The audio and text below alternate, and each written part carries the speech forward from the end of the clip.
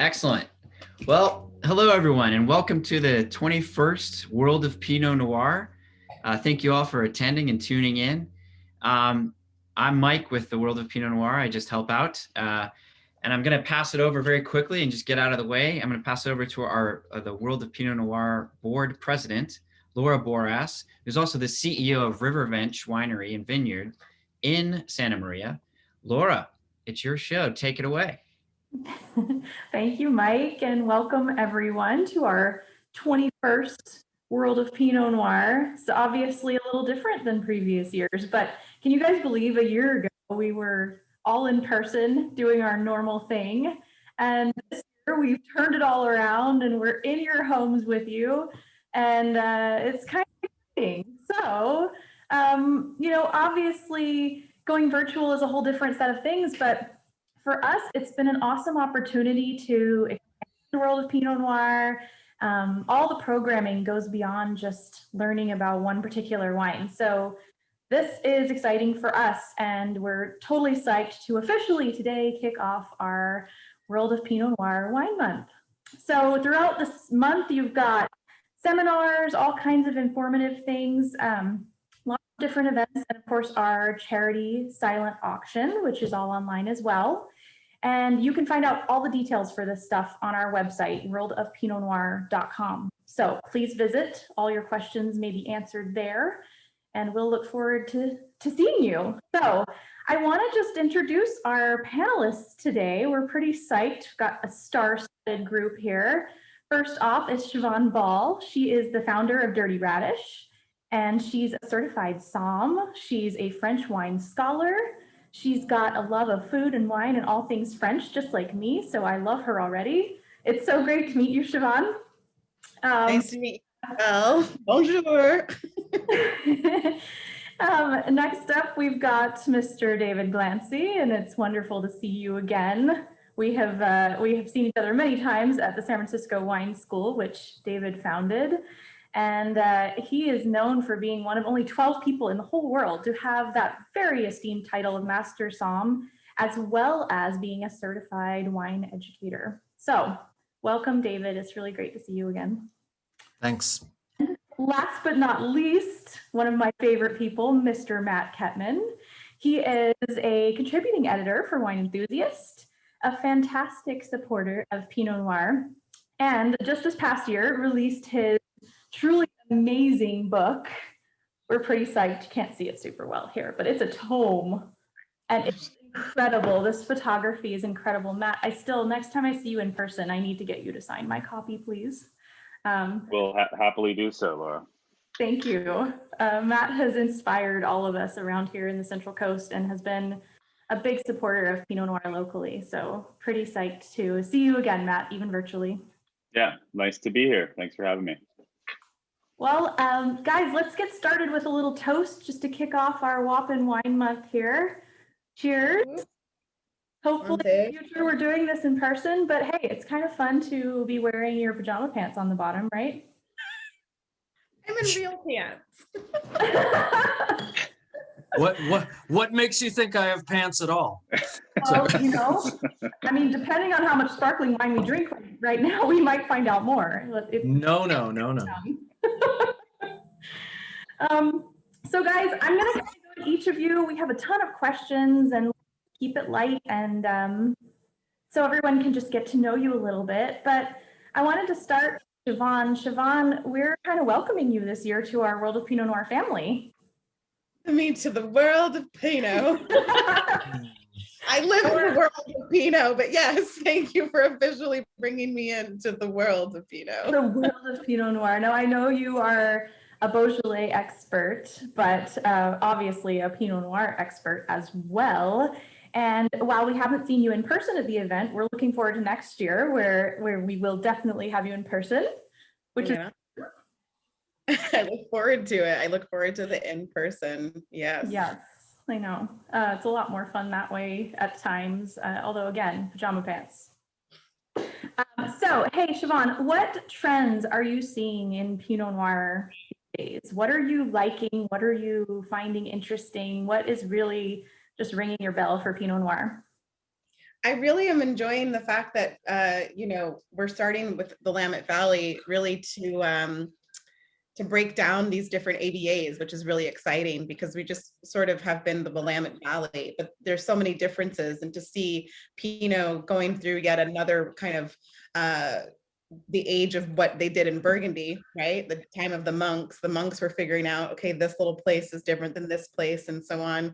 And so to see it in real time in my backyard in the Willamette Valley is pretty exciting. And seeing people actually taste the differences between the Eola Amity and Dundee Hills is fun. I'm also just really enjoying that people are sort of seeing that Pinot Noir is vast and has a lot of different types of Pinot depending on where it's from and who made it, and it's not just a one hit wonder, and that there's a lot available out there. I've spent a lot more time in California this year, and so I've been learning a lot more about the Sonoma Coast and Napa, because being in Oregon we just never have access to those, and I'm really enjoying getting to know especially the Sonoma Coast wines.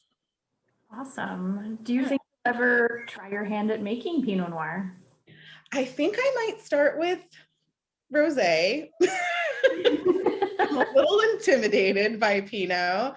Pinot is, you know, it's not as forgiving as some of the other grapes. Like working with Gamay for me, you know, it's like it can handle a lot of stress, but Pinot's like very delicate sometimes, and you've got to like finesse it. And so I want to do it right.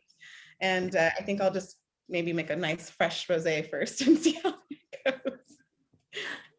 That's definitely something I hear a lot, and Matt and David, you'll probably back me up here, but Pinot Noir is one of those really fickle and temperamental grapes. And if you don't handle it just right, sometimes it can be very, very challenging. Would you guys agree? Absolutely. And, you know, you don't give credit to movies, but the one time Miles was right. Sorry. The one time. One time. Yeah. Thank you. And yeah, I mean, you can tell it's hard, like in my job where I'm reviewing gazillions of wines a month, you can tell it's hard because it's really difficult to make an inexpensive version, right? So some grapes can actually do okay at the lower end of the scale, but Pinot needs to be grown correctly, needs to be treated correctly, gently. And then even then you can screw it up pretty good. But luckily, you know, around the Central Coast and most places have figured out how not to screw it up. So most of the Pinot I taste is delicious. But it's usually not cheap, so.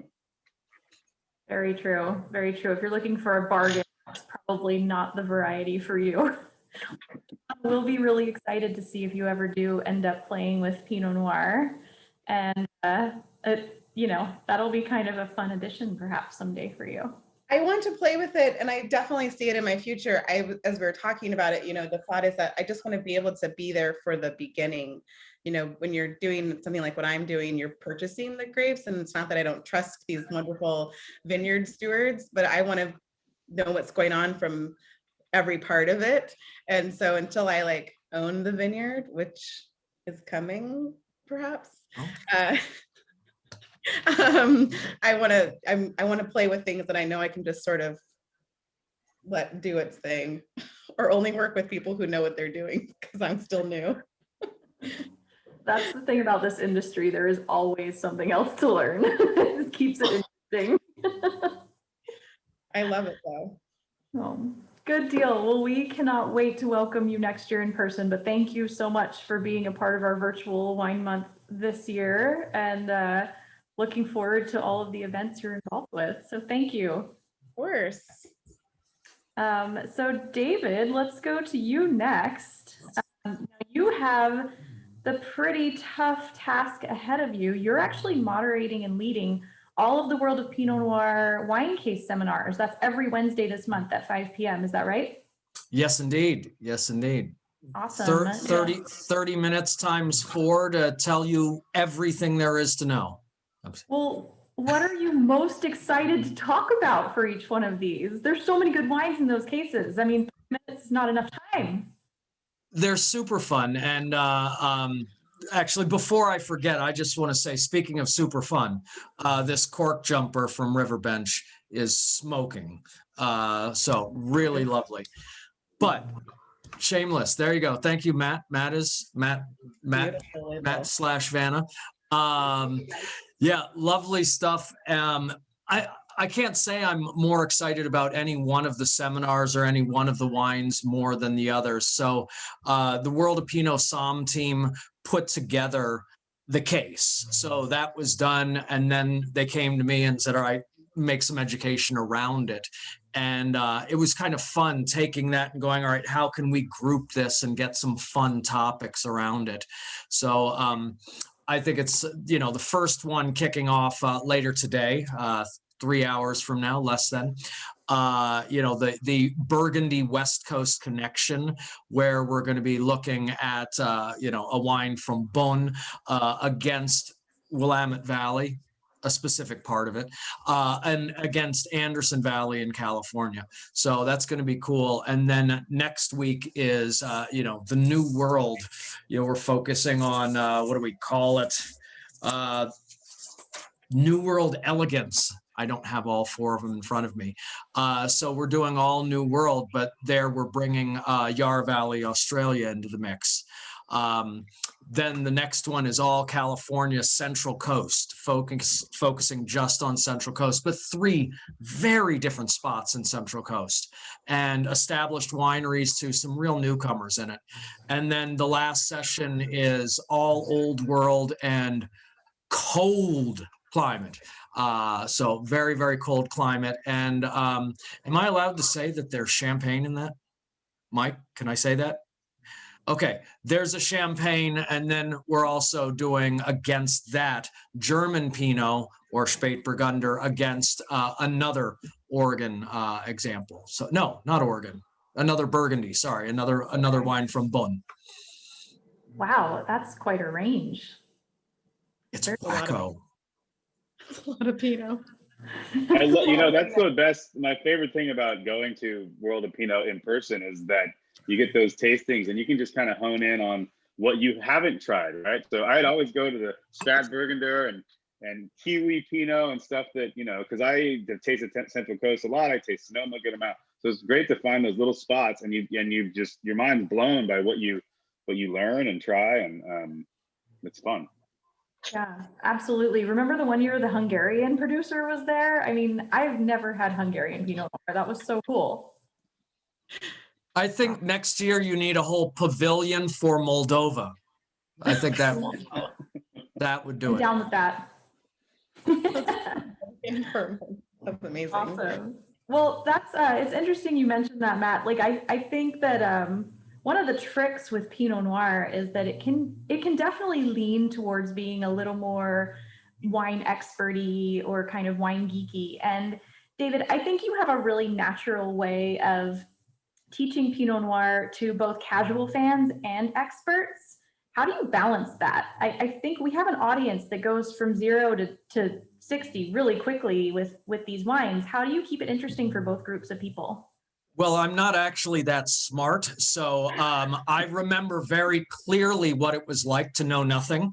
No matter how many years ago, old timers gets me, and it seems like yesterday. And I don't know. I think it's the idea of hospitality, because I spent my whole career in hospitality before teaching, welcoming everyone into our tribe, if you will, of loving wine. And there's a place for everyone. And it benefits all of us to have a bigger, more engaged, robust wine tribe, if you will. And recognizing that in any given audience, even if the class is called Wine 101, there's going to be someone who says they only drink DRC. There's going to be someone who is a total snob, and I've got to find something to surprise them, something to keep everybody in the party. It comes to like the hospitality part is where you meet people where they are. Even if you know a lot, you just meet people where they are. Doing tours, I take people on wine tours in the Willamette Valley, and we will again in Beaujolais, but I meet people where they are. You don't have to know everything about wine to enjoy it, and there's something for everybody, even the predominant DRC drinker. I want to meet that person though. I want to be friends with them. It's almost every class. There's someone like that. So I want to know what their wine budget is. Yeah. They should host a class. They should- Right. Well, it's actually not good form to say, so why the hell are you here? So, you know, But you want to. You're thinking it. only in a very small portion back here. Yeah. Now, you mentioned champagne as well, and this is something that the board and I have worked really hard to incorporate over the past few years as sparkling wine has gotten more and more accessible and just interesting to talk about. We do obviously focus on Pinot Noir based sparklings like the one we're drinking now, but what are you seeing with some of those Pinot Noir based sparkling wines? Is that something that's interesting to people as it is to me, or is that around? Yeah, I mean, you know, to Chevone's point of meeting people where they are, you know, there are people who it just blows their mind that 2/3 of the grapes of Champagne are red, yet they don't make red sparkling wine. And, you know, but could they? Yes, they could, but they don't, you know, just dealing with all that. And, you know, that, that red grapes can be anything they want, you know, that they can make red, pink, and white. It's so basic to, you know, pros, but consumers don't get that. So it's really fun to talk about that. You know, here's Pinot red, here's Pinot pink, here's Pinot white, here it's still, here it's sparkling. Here it is sparkling as a method traditionnel, you know, second fermentation in the bottle. Here it is as a pet nat, unfiltered. Look out for the chunks at the end of the bottle. You know, it's so fun to see the diversity that can be offered. That's definitely what we're all about at the world of Pinot Noir. Guys, World. read the world. You can read all about these upcoming seminars on our website, worldofpinotnoir.com. Everything's listed there, plenty of information. And join David because these are going to be super fun, and we're pretty psyched. He's an excellent host. So thank you so much, David. Thank you. Well, last but not least, Matt Kattman, we want to talk about your book a little bit. How proud are you of this? I mean, this is a really, really amazing project. Thank you very much. Yeah, I'm happy that we're at this phase of the book project, the done phase. I used to have a thick beard and then it like went white. I don't know if that was from pandemic shock or it seemed to be going that way before the pandemic was even on our radar. So I think it was related to putting together this massive beast. So it's 632 pages. It was a project I did with Macduff Everton, who's a renowned photographer here in Santa Barbara, shot for National Geographic for like 40 years and is one of their like dedicated explorers who will take groups of aspiring photographers down to Antarctica and teach them how to shoot pictures and stuff like that. And so he actually reached out to me. We'd worked together on a book project before about the Lark restaurant. I did the wine chapter and he did the whole rest of the book and all the pictures. And we had a good, working relationship. And so we met for a beer and he said, we should do a wine book. And I said, oh yeah, that'll be easy. I've written all these stories already. And that was not true. So it was not particularly easy. I kind of had to re-report. I had written about a lot of these people. You know, I've been covering wine here in Santa Barbara for 20 years, basically, more intense over the last decade or so. But I wrote my first article about Rick Longoria back in the year 2000. So I had all these articles, but once I went to go look at them, they were written as newspaper articles, right? Or magazine articles. So they had kind of angles to them that didn't work well in a chapter setting of a book. So everything had to be recast. I would say 80% of it, if not more, had to be completely re-reported and rewritten, and wound up being, 100-ish chapters on basically 100-ish profiles, trends, geography. There's a coronavirus chapter, of course. So yeah, it was a labor of wasn't just love. We did okay financially on the whole thing. So it was, it's been good, but I'm really glad to be at this point. There's 3 years there where I was never done with work because there was always something more to do. And I've kind of lived my whole career that way. I've just always been very busy, but this kind of took that over the top. So, and it was really great to have responses like yours when we told people what they were doing, they were like, oh, that'd be cool. And even when it was done in PDF form, we'd send it to people and they were like, no, that's cool. But once they held the book, they were like, oh, whoa, okay. So Yeah. it's nice to be able to hand people the book. It's also like a good like weight or weapon, depending on what you need it for. So You could hit someone with it if you really Not my needed book. to. No, it's fabulous. It was definitely my gift of the year this year. I feel like it's such a great accomplishment for you and McDuff, obviously, but for our area, just having something like this that really shows the people behind the wines is really incredible. So, and we all owe you a tremendous thank you for even taking the time to do it. So, well, you're welcome. I would do it again, I guess. Yeah. in your If you spare knew time. now, if you knew now, if you knew I that, might quit a job or two, but yeah, I would do it again. Well, it is a fabulous accomplishment. Now you're leading the seminar on March 25th, and it's about Biennacido Vineyard, which is actually on the cover of your book. That's right. That's McDuff's shot of some block I should remember and always forget, but a famous block on the vineyard, which they have a number of famous blocks, so I can forgive myself. But yeah, I mean, Biennacido, planted in 72, 73, one of the kind of seminal vineyards of this area. The Miller family was really one of the first to look at Santa Maria Valley and say, let's plant real serious grapes here. Let's not just plant a bunch of Chardonnay that will go up to Napa. Let's plant grapes that we can make here and engage, up and coming winemakers in making that wine, up and coming winemakers that live here making that wine instead of out of town. And they went so far as to build a winery on their property for Aubin Climate and Coupé, and really fostered, Bob Lindquist and Jim Clendenin into being, what the estate winemakers they are today. And then they have their own brand now, Biennacido does, and it's really a fascinating property. Has deep history back to the 1700s, which is one of the things I love about wine is going deep in those histories. And so I'm looking forward to leading that seminar. It also makes fantastic wine. I guess it wouldn't be so famous if it ended up making kind of poor wine, but it actually makes, obviously some of the better wine around. And that was coming out right in, the same time they were planting Sanford and Benedict in the Santa Rita Hills. So it's, it's a touchstone for this whole region and for the Central Coast as a whole when it comes to Pinot Noir, particularly. ugh, I love the history of wine. I just love it.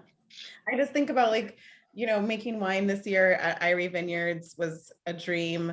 But I just think every time I go to these vineyards or these places that someone was standing there going, yep, we'll make wine from this blank nothing in about 8 to 10 years. Yeah. Maybe this will work out when our kids are grown. Yeah. I thank them wholeheartedly. But as I think about owning my own vineyard, I'm like, I can't see that far ahead. It's incredible to me that that's what they're thinking about. It's like, yeah, maybe in 8 years we'll have. Like, what? I don't know what I'm having for breakfast tomorrow. Oh, yeah, one day at a time. I don't know. Well, Matt, you've been involved with World of Pinot Noir for many, many years. How have you felt like it's evolved over time? I'm obviously maybe the exception of this year, which is a whole different exception, but you've done many seminars, you've done many of our dinners, all kinds of different events over the years. Yeah. I started attending, I don't know, I guess more than a decade ago when it was at the Cliffs in Shell Beach by Pismo there, which was its original site. And was kind of one of the first, real like overnight wine festival experiences that I was able to participate in. I can't remember when I led my first seminar. I feel like I did do one back then, but I really got more involved when it moved to the Bacara, which is only 10 minutes from my house. Although usually you guys give me a room too, so that's cool. I don't have to leave at all. But it's for me, it's just been like my personal involvement has almost been like becoming part of a family that you get to see the same people over and over year after year. And you're immediately embraced as well. And I feel like that, maybe you could say I get treated nicely because I'm a journalist or a moderator, but I think my sense is that most of the people that are there, from just the entry level participants to, the top winemakers, kind of really have the same feeling about it. There's like a kind of a collegial, maybe even college campus type camaraderie that's there. People are there to be serious about Pinot, but they're also there to drink wine and have a good time and try good food. And sometimes they'll try that, other wine, that non-Pinot you have under the table. I mean, that's sometimes a hot item, you know.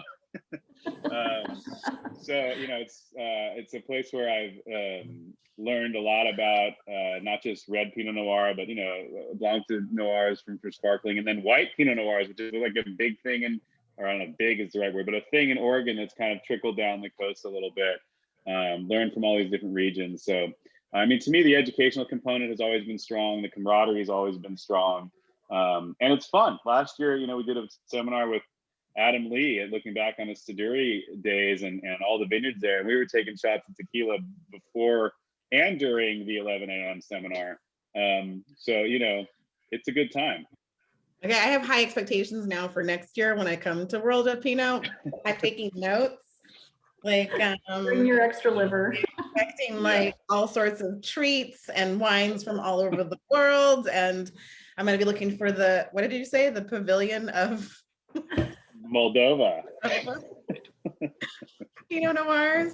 And offline, I'll tell you about some of the after parties. Oh, we have the IPNC here in Oregon. I know how these wine events go after hours. Bubbles and bivalves. That's all I'll say. I mean, I don't know how there's moments when I'm drinking wine and doing work and I'm like, so I get paid to do this. Huh, that's weird. It's such a life. I love it. I've had that feeling numerous times at World of Pinot. You're like, oh, this is work. Okay. I'm working. I fooled everyone. Very good. Busted.